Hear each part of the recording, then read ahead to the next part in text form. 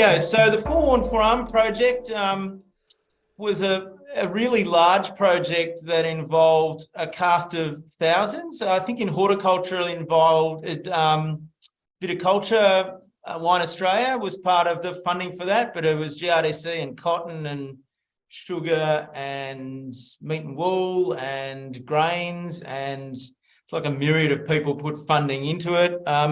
Myself and Graham on the line were involved with AgVic, as was people from other Department of Ags around this country as well, working with the Bureau of Meteorology, to come up with a whole heap of new products that I think now move Australia from being perhaps the most, I wouldn't say the most poorly serviced by their climate forecast, but certainly the most simple in terms of our above and below median forecast that we have, to now have more data from the Access climate model than any other country provides. This model's really been tortured now and providing quite unbelievably rich information from that.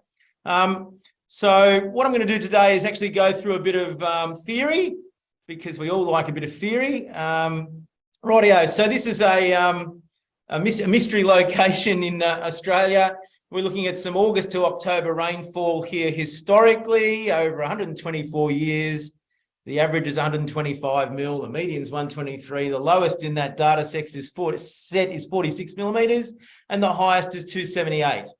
And if we rank that data from lowest to highest, it looks like that, which is that same data, but sorted. And if we divide that into 10 separate sections, that's called a decile. Now, in the grains industry, deciles are by no means new information. We've been talking about them for, well, as long as I've been in the department, I suppose 27 years maybe. In other industries, they're perhaps less used, less known, but we reckon they're a really critical way of discussing climate and rainfall and temperatures, because it allows you to compare apples to apples, literally. There's a nice horticultural reference. Doesn't matter where you are, if you're in a low rainfall zone or a high rainfall zone. If you say, I've had decile 10 rainfall, you've had the rainfall in the highest 10% of your record. So it's quite unusual. If you say I've had decile 1 rainfall, it's the rainfall in the lowest 10% of the record. It's pretty dry. And so this is the definition of deciles. If you've ever had to create them yourself in Excel, you've got to rank everything and divide them into 10. But the interesting thing about deciles is a decile is not a number. A decile is a range. So you often, if say for instance, we had rainfall that was 90 millimeters at this location, you'd have a look there, it's between 88 and 104 mils, and you go, well, that's decile 3 rainfall. But there's no numerical number for decile. Some people sometimes take a median point between these two values, but that's erroneous. A decile is a range. It has a lower boundary and a higher boundary. And when you're talking decile 1, the lowest boundary is lowest on record. And when you're talking decile 10, the highest boundary is highest on record. So that's how you define deciles, and you pick a number in the record or the number you've most recently had for November, and you look at where that fits, and then you can choose the decile ranking and describe your data, just not in terms of physical millimeters or degrees, but in terms of temperatures. And you can do this with median house prices or interest rates over time, size of fruit over many years of harvest, whatever you want. Any data set can be ranked from lowest to highest and described in terms of deciles. In terms of the Forewarned as Forearmed project, it was decided to do things a little bit differently. But you may have seen these terms here in the Bureau's nomenclature. Things like very much below average, above average. This is not just random word generation. These words in Bureau nomenclature mean something. And so very much below average is the decile 1 rainfall. and very much above average is decile 10. Below average is decile 2 and 3, and decile 8 and 9 is the above average. And deciles 4, 5, 6, and 7 are termed close to the average. And when you rank the data, you can see how that can come about, such that, the decile 1 is clearly the very low, the decile 10 is very high, 2 and 3, there's not great differences between that. There's not much difference between 8 and 9.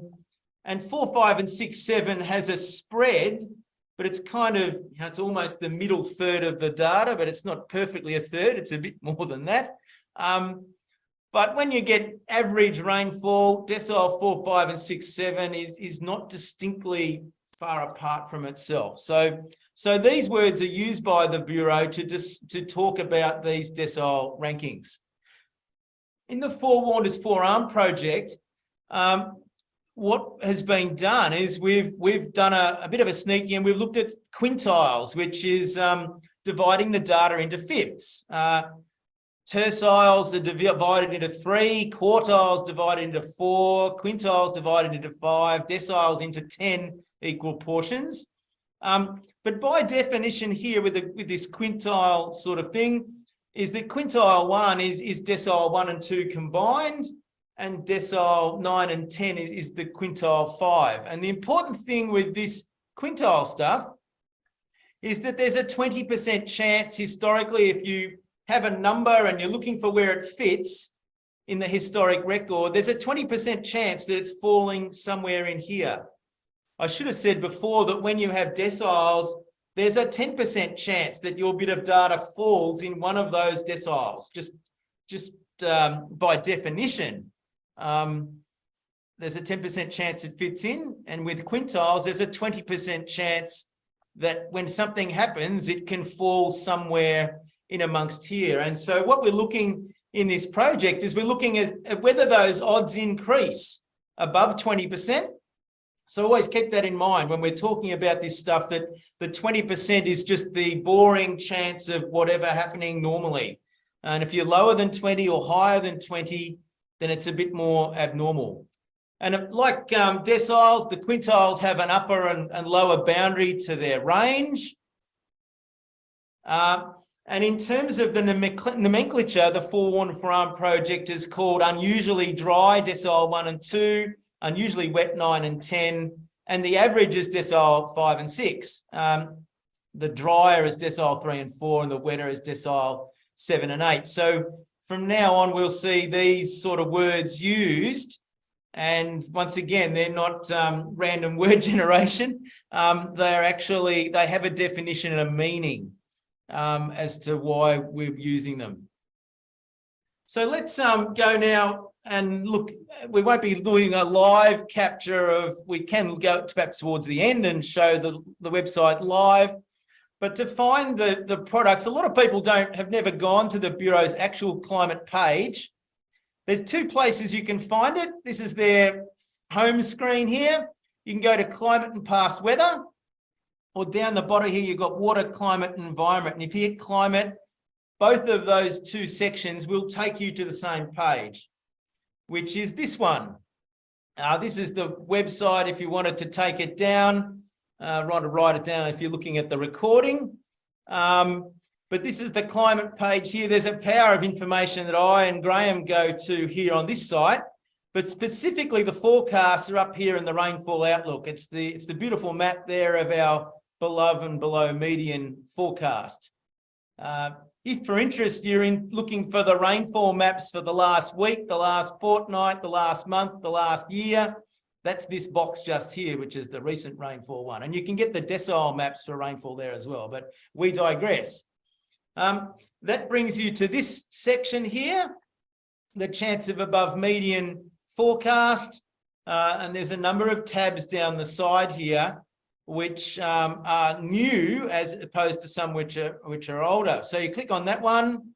And it's important to remember that for a good year and a half now, I suppose, we've been able to get more forecasts than just the forecast for the next 3 months, which is this sort of 1 to 3 month forecast. So historically, that's all we've had.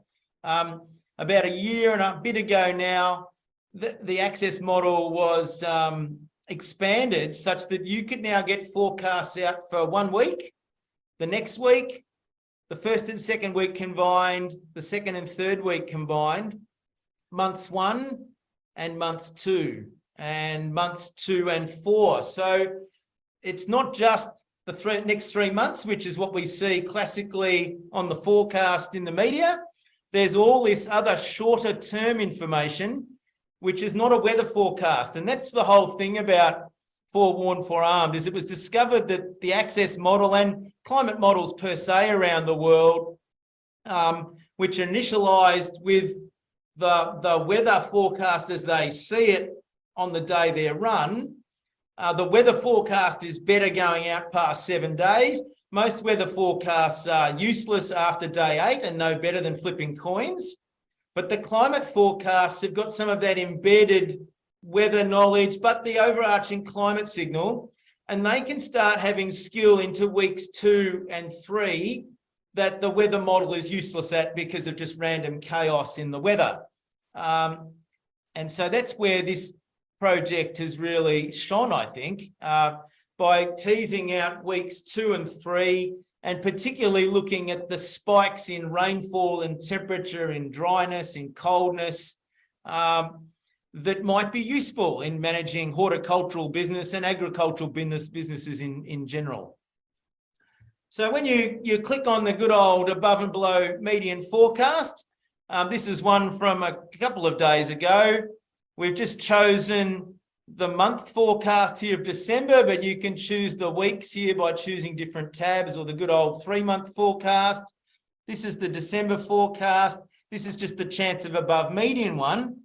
Now, hopefully not telling people to suck eggs here, but we've got a lot of white on this map at the moment for Victoria, which is meaning that the month of December was predicted at that time to be, 50% chance of median. And people would often determine that meant average rainfall. And it's important, and it pains to explain that is not what this forecast means. It means there's a 50% chance of getting greater than average rainfall. But by definition, there's a 50% chance of getting less than average rainfall as well. And so this white section here is really prepare for anything. Anything could be happening. The browner forecast that we see up here in the Pilbara and the Kimberley are a drier forecast. There's 30 to 35% chance here of not exceeding the median. Of exceeding the median. So a low chance of getting high rainfall, but a 30% chance of exceeding the median is a 70% chance of not exceeding the median, of being drier. So it could be wet. There's just greater chance of it being dry. And we've still got a little bit of green, mainly at the top end there. So, an 80% chance of exceeding the median, but by definition, a 20% chance of it being drier than the median as well. So always to remember, we're talking about probabilistic forecasts here. And there's always a flip side to whatever the prediction is. It's not an absolute forecast. It's not what's called a deterministic forecast like we see on weather models, which the weather model is run once and the answer is X. That's what it is. Now, as we go in future, weather models are going to be spun up many, many times, and we're going to start seeing probabilistic weather forecasts. We run the model 100 times and it's predicting that the rainfall is, 80% chance of it being above 20 mil, but there's a 20% chance of it being less than that. At the moment, that's kind of the cutting edge of weather forecasts, of doing lots of it. But all the world's climate models have been run like that for many, many years now, in terms of running the model, a lot of times getting a lot of possible outcomes and looking at the averages of those.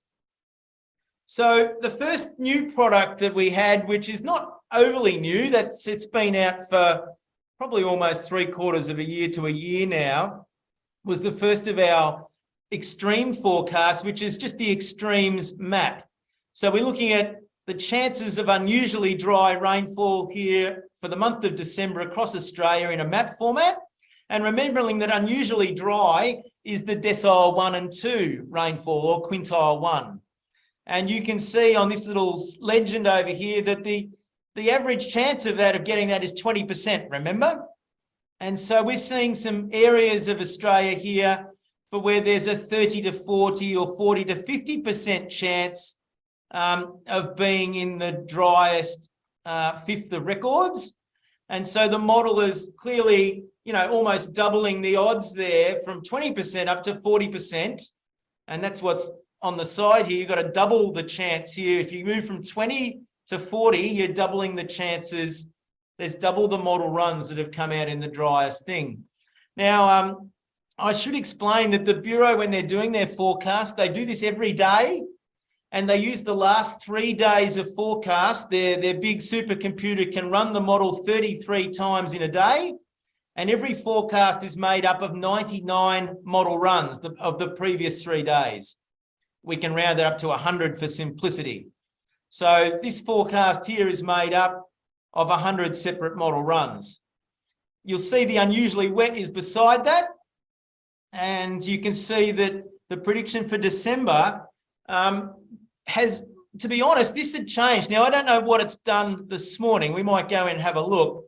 But as of last, I think it would have been last Friday, this access model had gone from much wetter signals from December to suddenly being sitting completely on the fence and going, anything could happen.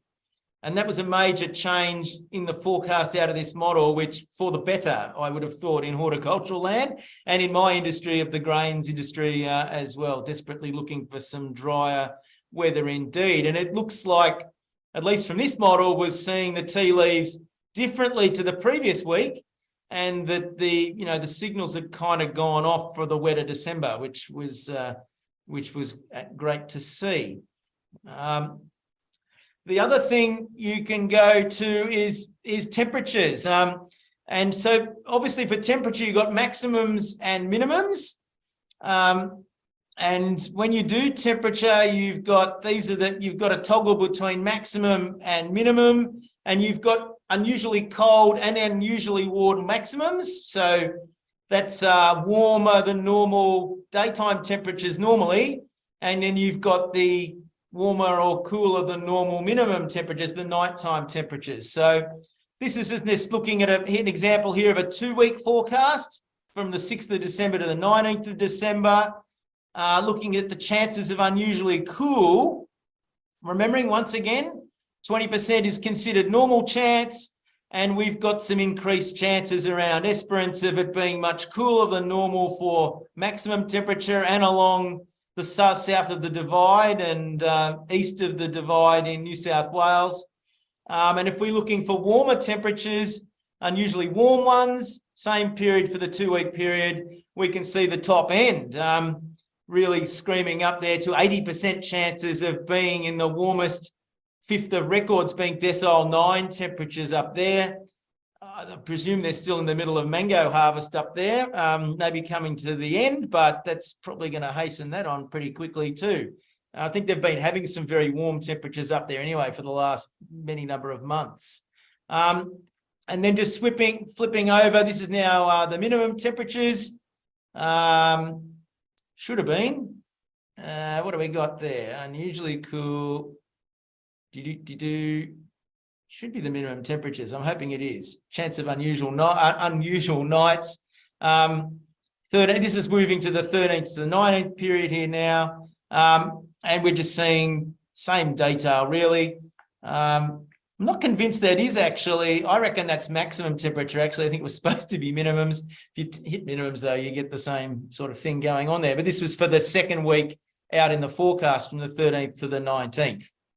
I might have made a boo-boo there in my rush to get things done, because that should be highlighted down here, minimum temperature, and we get the same choosing things there as well. The other things you've got here as well is you can just see what the average temperature is for that fortnight. You can do that for rainfall. You can see what the anomalies predicted to be, and you can look at the accuracy as well. You can look at the skill for predicting for those 2 weeks and 1 month periods for anything you're looking at here. You can look at the the skill of the model historically there as well.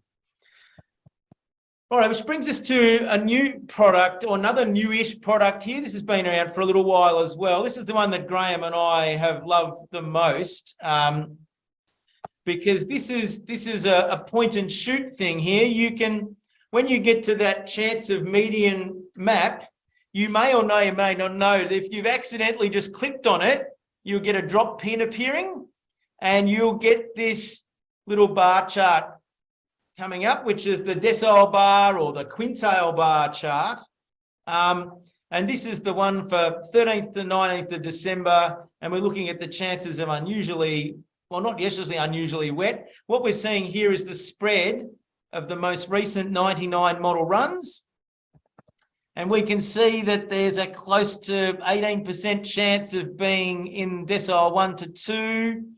There's that's here, 18% chance. There's a 28% chance of being in the unusually wet. So some increased chances there of being wetter, but not strongly skewed, to be honest.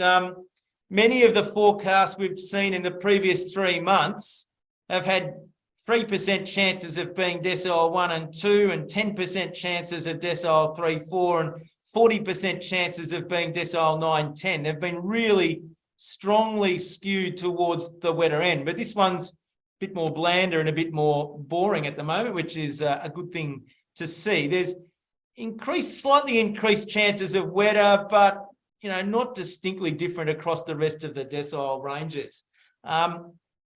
Why this is so cool is that this is now brings us out of the archives of being plus or minus the median to now seeing, well, what's the chance of it being drier? What's the chance of it being wetter? And for my money, most excitingly, what's the chance of it being close to normal?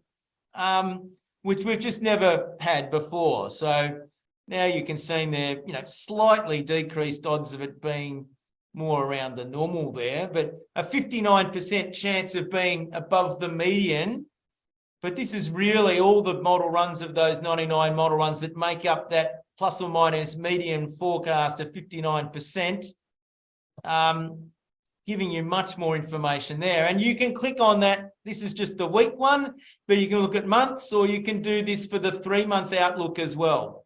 And you can, I think we might have a crack at, we can do this for, I think we've just brought that in a bit more, just brought that in, zoomed that in, I suppose, looking at the historical median for, this is for Windermere too, so near Ballarat, this forecast. So these forecasts are location specific, and you either click on the map, or I think, well, I didn't show before, but what you can do is you can simply type it in. So the little magnifying glass here, you click on that, you can type in whatever location you want and it pops up, and that'll bring up the gridded forecast from the Access model for your actual location, and bring up the decile bar chart for there. I've explained what these bits here are. You can see at the top of this forecast, there are 3 little icons. They're important because this is the decile bar chart icon. This one is the climagram, and this is the probability of exceedance graph, which we're going to see soon. But these icons up the top here allow you to flip between 3 new products in terms of how to explain this or present this data.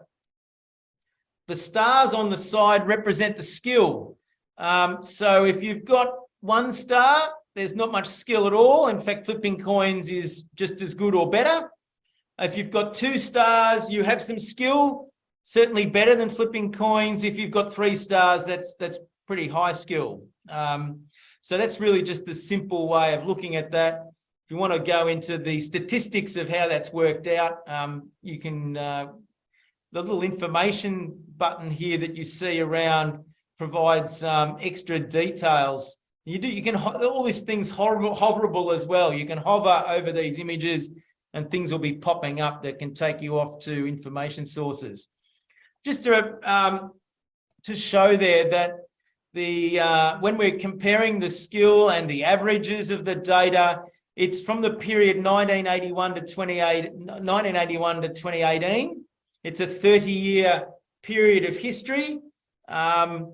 Because, and the reason for that is when you run the model back in time for every week, back to 1981, and you've set it up with the data that existed at that time, that is very, very computationally expensive. It takes a lot of computer grunt and time to run the computer models and to derive that data. It'd be great to go back to the 50s, but you simply don't have the data back then, the satellite data, to initialize the computer to do it. So that's as good as we've got in terms of the averages and the skill of the model. But that's, you know, compared to other models in the world, that's about as good as it gets as well. Here's just an example of temperature. We're going to Gippsland, to Lindenau, to the veggies there, Danielle, and the other 3 Ausveg people too. This is just looking at minimum temperature forecasts, a quintile bar chart there showing that there's a decrease, half the chance of it being 12%, in fact, of being unusually warm. It tells you what unusually warm would actually be. So greater than 13.5 degrees for minimums would be unusually warm. And, you know, the chances of decile 1, 2, 3, 4, 5, 6 are pretty much sitting on the fence, and 7, 8 for that matter too. So slightly decreased chances are really warm, but pretty much equal chances of everything else. Rightio, which brings us now to just a little bit of theory around a different product, which is the climogram, and the theory behind a box and whisker plot, which is interesting. I'm a bit old. I did high school in the 80s, and box and whisker plots did not exist in my mathematical knowledge. It didn't exist. But they simply exist of a box on a graph and lines above it which represent the whiskers. And the box and the whiskers have a definition.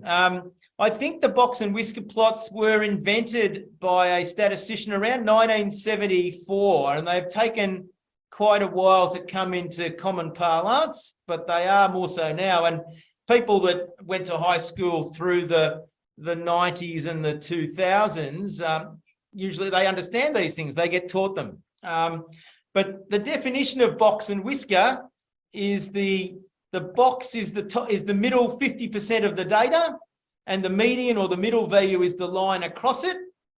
The top 25% of the data is in the top whisker, and the bottom 25% is the bottom whisker, and the lowest extreme and the highest extreme are the bounds. So what this graph shows is all the data. There's no warts and all. It's showing the highest and lowest, and the middle chunk and the median. You can get a lot of information out of looking at a box and whisker plot. In terms of our forewarned forearmed products, there's just a slight change to that definition. And at the bottom one is just looking at the 10th percentile. So decile 1, and the top here is looking at decile 9. And the reason we've had to do that is because we're talking about a model. Sometimes the model, being a model, goes awry, and you get some really weirdly dry and weirdly wet answers out of the model, which aren't probably plausible. They're just the model being a bit funny. So that we don't get some really weird spread outside of the definition of an extreme, we've cut down to that 10th and 90th percentile. And so this is the new product you get. And you get that by clicking on this icon of the forecast. And this is really cool because this is either a 4-week forecast out or a 5-month forecast. I am drifting towards this being one of my favorite ways of presenting climate data, just because it shows either in weeks or months, the 4 weeks out or the 5 months. And there's no other product from the Bureau that you can see the individual months. And that becomes really interesting because this is the forecast here out for the 4 weeks from last Friday, showing a reasonably tight forecast there for not much rain. And we're looking for Mildura here. Once again, this is a location-specific forecast. The forecast out from the 6th to the 13th had arguably quite a wide spread coming up in the next week. It'd be interesting to see whether that has changed. Then it was looking out to the next week, which was, the middle data here is showing, well, it's probably going to be drier, but there's some really high tails up here suggesting that, there are model runs there sniffing wetter in the wind. And that's really a real thing that's going on with all the forecasts at the moment, is they're coming back to the normal thing, but those really warm oceans to the north of us are suggesting that if you got the right setup, high rainfall is still possible. If we look at the forecast out to 5 months, we can see this is we've got to November. It was decile 10 in a lot of locations in the top quintile, decile 9, 10. And the colour schemes here revert. This is the history here of 9, 10, 7, 8, 4, 5 and 6 for the average, and 3, 4 in the bone, and 1, 2 in the brown. The colour schemes across products are all interrelational. They're all being selected for a purpose, and they all kind of mean the same thing. But we can see that the December forecast there sitting on average. The January, February and March forecasts all sitting around average as well, which up at Mildura is not very wet. That's, 10 or 12 mil per month once you get to summer. It's not very exciting rainfall, and, people will say, well, bring it on. That's not going to lead to a powdery blowout of that kind of rainfall. But if we were getting 60s and 70s, you can see that there are model runs that are up there quite high. So this is not saying, 25% chances up here in this whisker of being much wetter, but the medians are quite low. But it's kind of a low, but gee, it's trending wetter more than anything occasionally. So I'd be thinking wet is a possibility, but I'm expecting it not to be that wet. But this is what's great about this spread, is it's allowing you, for your business and industry, to look at that and make your own interpretation about what that means for your management. This is the temperature ones. You have the same thing. This is the light blue, which is the decile 1, 2 bottom quintile temperatures. This is 9, 10. Earlier on in the month, we were looking at the chances of it not being, there were cool temperatures, particularly drifting through into December, but that looks like that's now kind of sitting on the fence more. And this is for maximums. And they're kind of sitting on average for the weeks ahead. If we look at the month forecasts, they, to all intents and purposes in Victoria, look cooler to sitting on the fence for December, and then drifting warmer into January, February, March. The Access model does have things kind of going warmer once we get into the new year. This, I think, well, I could have had a minimum temperature forecast there as well, but I've chosen for brevity not to do that. Which brings us to the final product, which is second final product, the probability of exceedance graph. Now, this is really for the nerds amongst us. I'm a bit of a nerd, but I probably don't have a lot of need for a probability of exceedance graph. But hydrologists amongst us, this is what they use all the time when they're designing dams or they're looking at river flow. They're talking about 1 in 100 years or 1 in 500, and you go, well, what a crock, we don't have 500 years of data. But that sort of stuff is constructed from these probability of exceedance graphs, where you've got the actual precipitation or temperature or the value you're looking at, costing millions of dollars here. The insurance industry uses these things all the time when they're working out your premiums. You've got an event occurring and the chance of that occurring, and a graph constructed. So if you click on this icon on the little graphs, you get the probability of exceedance graph. This is for the grape growers at Lilydale for the week of fortnight from 6 to 19. And you get a red graph, which is the climatological forecast. It's historically always happened. And the blue graph is the actual forecast. Now, for this forecast, we can see there is stuff all difference between the two, which is suggesting very much a sitting on the fence forecast for that period of time at Lilytail. But I can tell you that the forecasts from this model for probability of exceedance graphs for the previous 3 months, that blue graph has always been sitting outside and above the historical forecast, meaning that there were much greater chances of getting higher rainfall from the forecast. Depending on, I think this will be interesting what this product gets used for, and the more people that look at it who are into data, people looking at sort of matrices of risk and reward of the probabilities of certain events happening, can build their own kind of data in Excel, I'd imagine, by looking at this model forecast and punching in the various numbers for the different chances of things happening, and doing that. So as is your wants, if you're right at that sort of stuff, you can go your hardest there. And this is showing all the 99 model runs that have come out, warts and all, and doing what you want with that. I think that's probably telling you to suck eggs, how you read these graphs.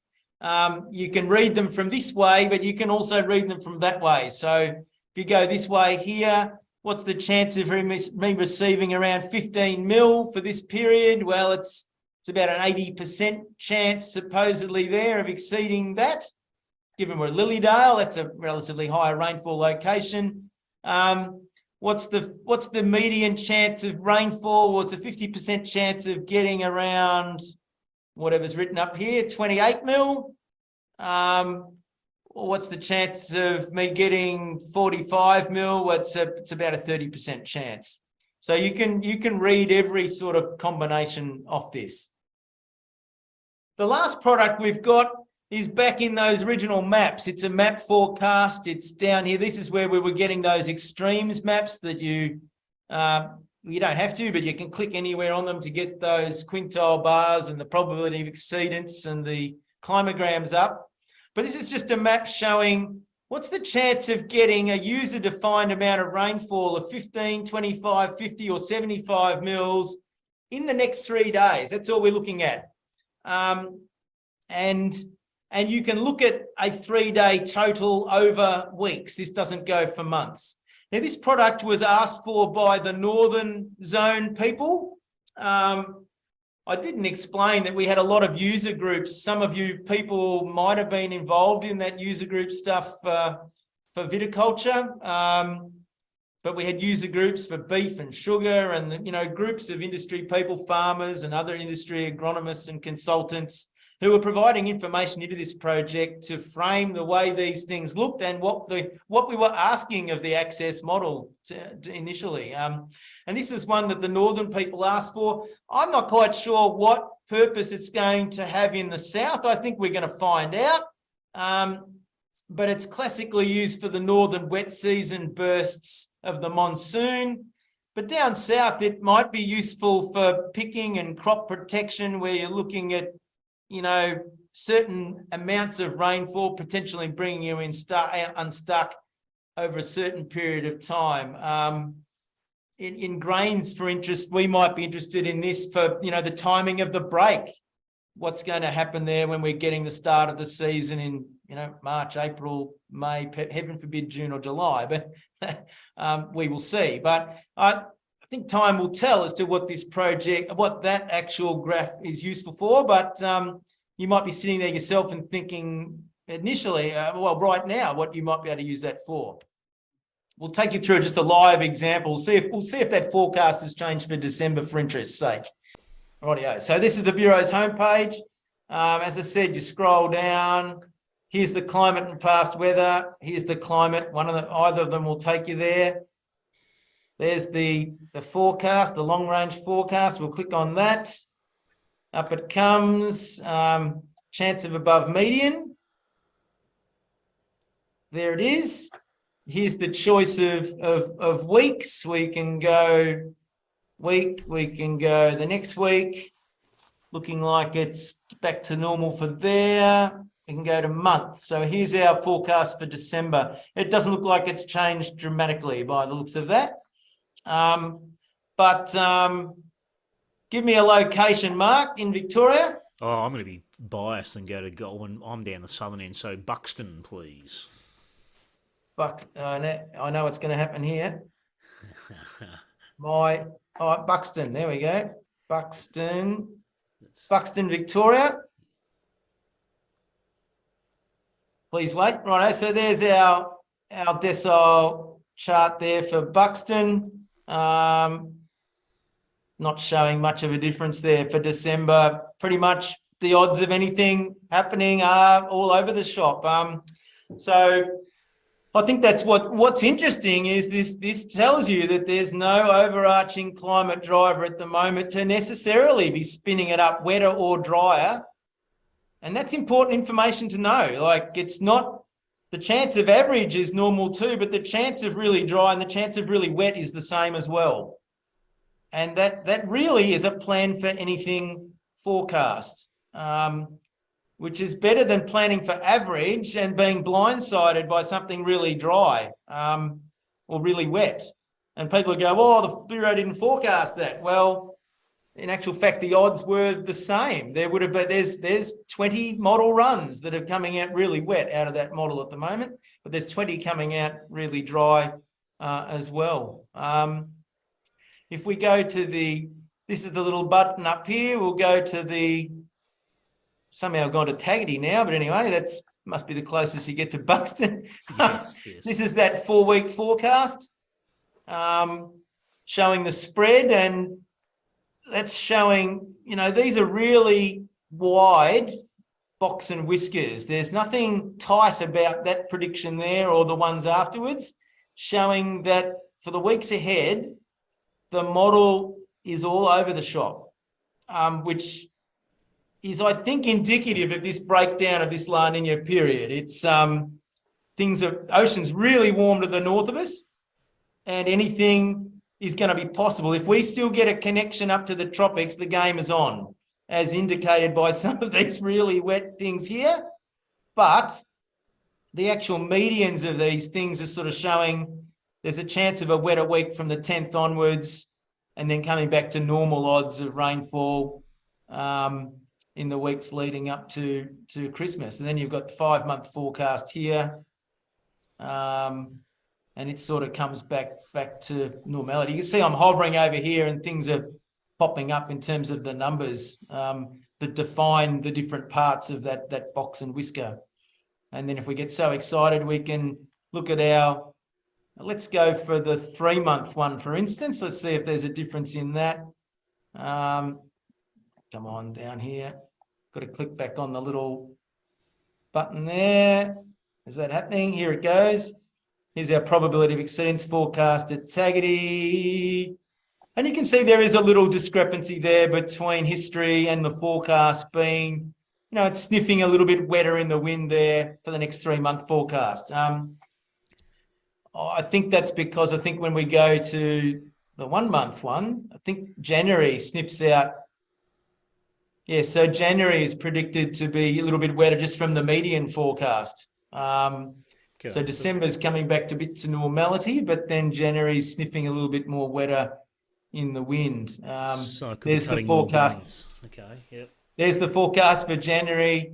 You can see that, the chance of decile 1, 2 is down, but 9 and 10's not blowing out. It's kind of being pushed up by decile 7 and 8 there more so than other, but it's almost a bell-shaped curve there towards median to wetter. But I'd be at pains to explain that these graphs are just a world apart from what we saw during those wet times where this model was predicting things pretty well as looking extreme, and in fact they turned out to be.